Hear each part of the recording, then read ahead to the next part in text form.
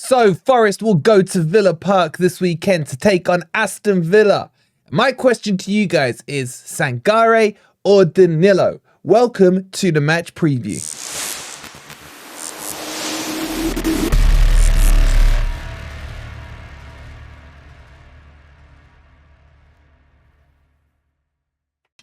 Good morning, good evening, or good night. Hope you guys are doing well and looking forward to the game tomorrow as Aston Villa will host Nottingham Forest in the Premier League. If you're enjoying the content, please don't forget to hit that like button. Subscribe to Forest Fan TV if you are new. And don't forget, we are giving away the world famous City Ground puzzle with a lot of pieces in there. All you got to do is go to the community tab, select the post there from a few days ago, and put in the answer how many pieces make up that world famous City Ground. We've made it easy for you. We've put the FOCO link in that community tab as well. And all you got to do is click that link, get your answer, put it in there. You've got till Sunday, and we then will be drawing the winner. And don't forget, if you do want any official licensed Forest products like my beautiful Happy Clapper bottle, look at that. Don't forget to use code FFTV10 at checkout on FOCO. All the links you need are in the description below. All right, let's get into this. There's a lot to talk about because the debate has started raging from last Sunday, where I was arguing and Ez was arguing and we're always arguing anyway. Should you keep the same team or should you change it? Well, we know there might be some injury news. There's talks that Taiwo might be injured. He hasn't been in any of the training videos. We still haven't heard Nuno's presser at the time of recording this video, but I'm fairly confident Taiwo is fine. In this video today, we're going to talk about the Forest lineup, what changes I think should happen. And yes, I do think there should be some changes. And I'll tell you why. And hear me out before you're all like, oh, just keep the same team, keep the same team. We'll talk you through the Villa team. And we'll talk you where this game will be won and lost. Because there's clear paths to victory for both teams on this one. This could be a high-scoring game. So let's get into it. And let's jump across to the team sheet. Alrighty then, so this was the team that slapped West Ham 2-0 last week at the City Ground. And we're going to work on the assumption that everyone who started that game is fit. I haven't heard Nuno's presser. I haven't got any in the know on this week's formation or injuries or anything like that. So we're going to have to work like mere mortals at the moment. Now, everyone, well, most people are saying keep it the same. I'm saying no, man. I'm saying change it, and I'll explain why. West Ham have no pace up front. Bowen isn't exactly pacey or physical. Kudos was kind of whatever, and Antonio's like 300 years old. There was no real pace to worry our back lineup. And that's why I would look at potentially changing a couple of the defenders. Because remember, we've got our AFCON players back. We've got Bolly back, we've got Sangare, and we've got Aina. And this is going to sound harsh. But remember, we're now getting to the stage. Maybe we're getting ahead of ourselves. But we're getting to the stage where it's a full squad. It's a Forest team that's starting to establish an identity, a philosophy under Nuno. And this is why you can do it. This isn't like in the Cooper days, with all due respect to him, where you're going to be like, get Worrell out. He was crap last game. Put so-and-so in. He hasn't played for a while, so he's obviously a lot better because he's just been benched. Or let's change the formation up. What if we do this to counteract the other? No, this is Nuno ball, man. He's committed into his 4-2-3-1 at the moment. Maybe he surprises us. But all you gotta start, what you guys have to start understanding now is that once a team is established, the setup and system is the thing that establishes first. And then the players can tag in and out. This starts to become a luxury selection, a horses for courses, as said on the stream the other day. And I do agree with him. You can't just go out there anymore and just say, here's our 11. As long as we play our game, we're going to win. You got to have half an eye on what the opposition are going to do. And what we know about Villa is they play very, very narrow. They've only got width in Bailey. We'll come on to that in just a second. So we're going to need strength and we're going to need discipline through the middle of the park. And also, we're going to need strength in the fullbacks. And that's why, and this is going to be unpopular, and let me know in the comments if you disagree. And if you disagree, I get it. I'm happy if Williams plays, but I would start Aina. Aina in the AFCON team of the tournament. Great right back, played right wing back, played right midfield for Nigeria, has played left back for Forest, right back for Forest. Pacey, strong, and I think more physical in defence for Forest than Nico Williams is. So I'd bring him in. I would. And then with the centre-backs, I love Felipe. You guys know my feelings towards him. But he played last week. We've got 3 games coming up this week. He can't play all of them. I'd save him for Man United midweek. I'm going to bring Niakate in. Now, I'm not saying Niakate is a better defender than Felipe, but what I am saying is that Niakate and Murillo kept a clean sheet against Villa last time at the City Ground. Okay, different game, different manager, different circumstances, but they do work well together. And Niakate has more pace than Felipe.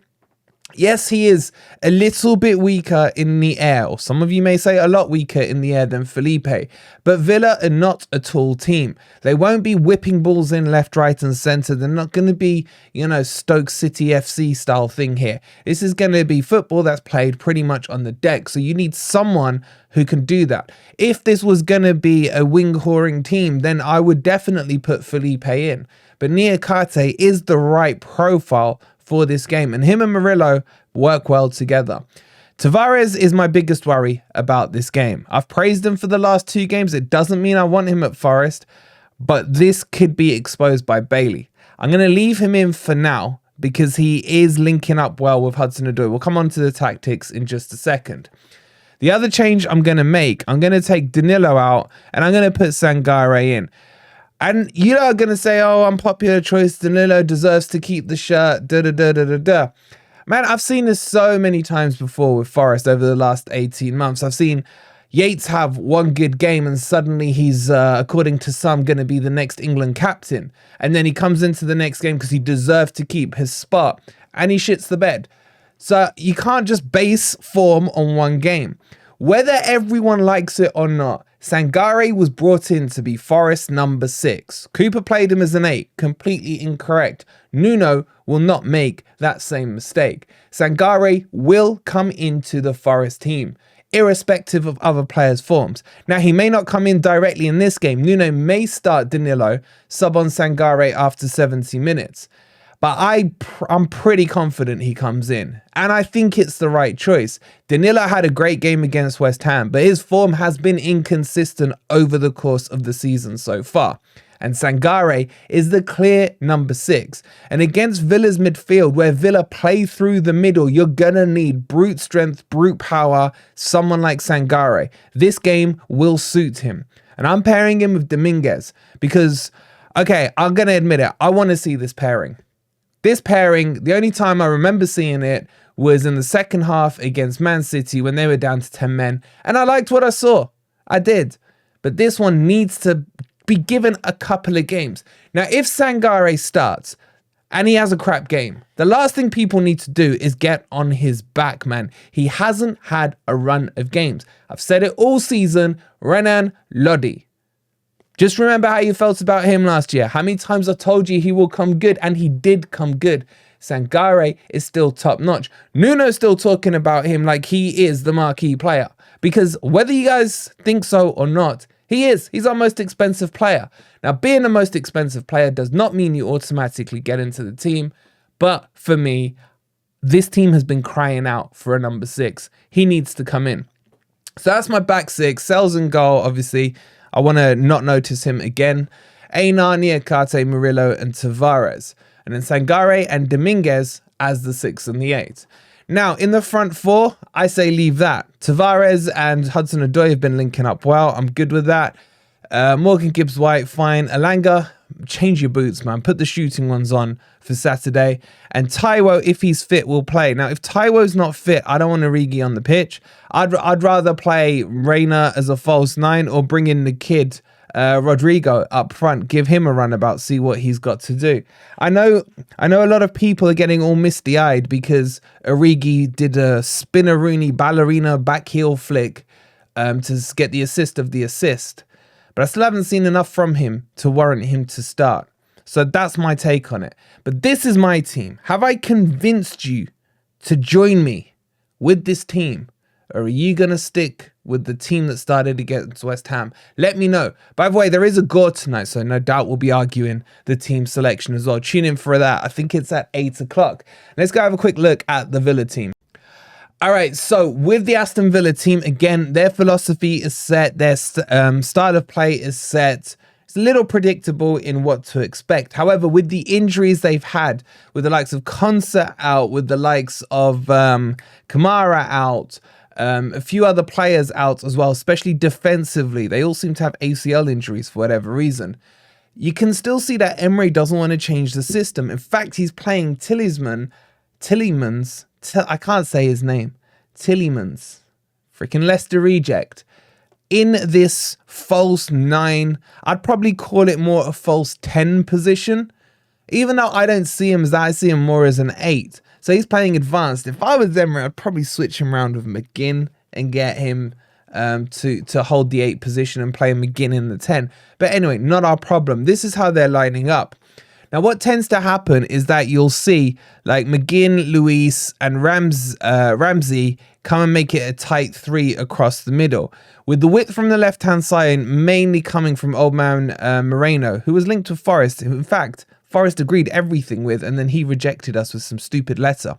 Anyway, where their natural width comes from is with Leon Bailey down this right-hand side.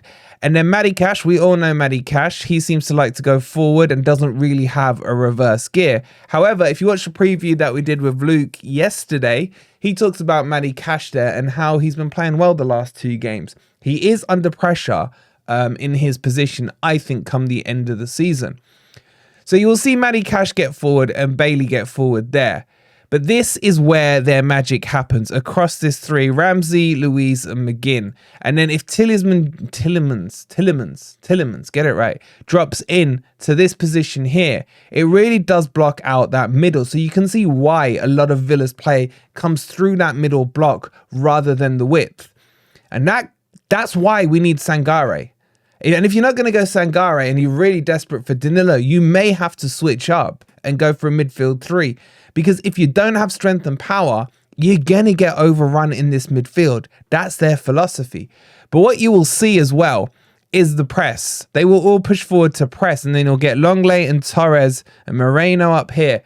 That's the kind of shape, believe it or not, Villa like to play. In fact, even higher than that. You got Torres and Longley who will play that high up with Matty Cash turning this midfield almost into a fife. It's ridiculous how well drilled Emery has them. But when it goes wrong, as we saw at the City Ground, it can go really wrong.